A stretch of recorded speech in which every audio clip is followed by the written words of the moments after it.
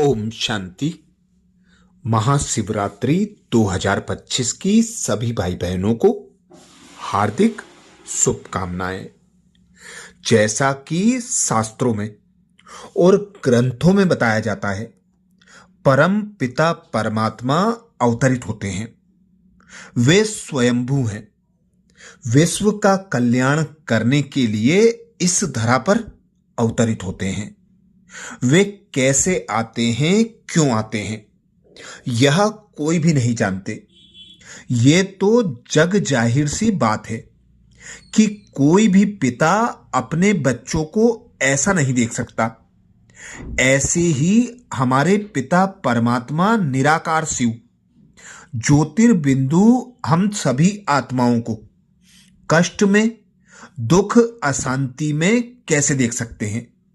इसलिए वो हम सभी को शक्ति देने के लिए इस धरती पर अवतरित होते हैं। और कहा जाता है कि जैसे लौकिक पिता अपने बच्चों को कुछ कहे और वो बच्चा उसका कहना मान ले, तो उसका पिता उसे सब कुछ दे देता है। ऐसे ही परम पिता परमात्मा शिव हम सभी बच्चों का आह्वान करके कहते हैं कि आप सिर्फ और सिर्फ मेरी मत पर चलो, मुझे प्यार से याद करो, तो मैं अपना सब कुछ आपको दे दूंगा, अर्पण कर दूंगा। जैसे कहा जाता है कि आपको अगर अपने बारे में किसी को बताना हो, तो लोग जो उन्हें बताएंगे आपके बारे में वो पूरी तरह से स्पष्ट नहीं होगा, लेकिन आप जो बताएंगे वो सबको भाएगा, स्पष्ट होगा। इसलिए परमात्मा शिव निराकार खुद आकर अपना परिचय देते हैं। इसलिए उनको खुदा भी कहते हैं।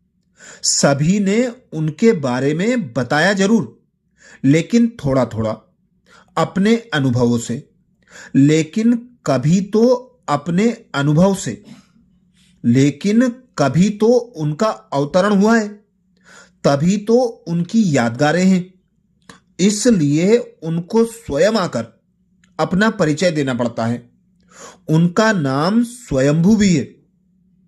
इसलिए वो स्वयंभू निराकार परम पिता परमात्मा हम सभी को फिर से अपना बनाकर ले जाने के लिए आए हैं। अपने घर पर चलना चाहते हैं यदि आप सभी, तो बस एक काम करना है। परमात्मा कहते मुझ परमात्मा को मैं जो हूं, जैसा हूं, उस रूप में याद करना है। अभी तक जो आपने याद किया, वो मूर्तियों को याद किया, मंदिरों में जाकर बैठे, यज्ञ, तप, उपवास किया, वो एक साधन है। और वो साधन शरीर के संबंधों के साथ जुड़ा हुआ है। लेकिन मैं तो निराकार परम पिता परमात्मा हूं।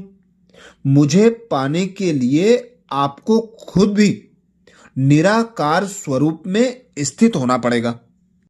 तो अब इस महाशिवरात्रि 2025 में विशेष परमात्मा पिता की मत के अनुसार हम स्वयं को निराकार आत्मा अनुभव करें कि मैं एक निराकार आत्मा हूं।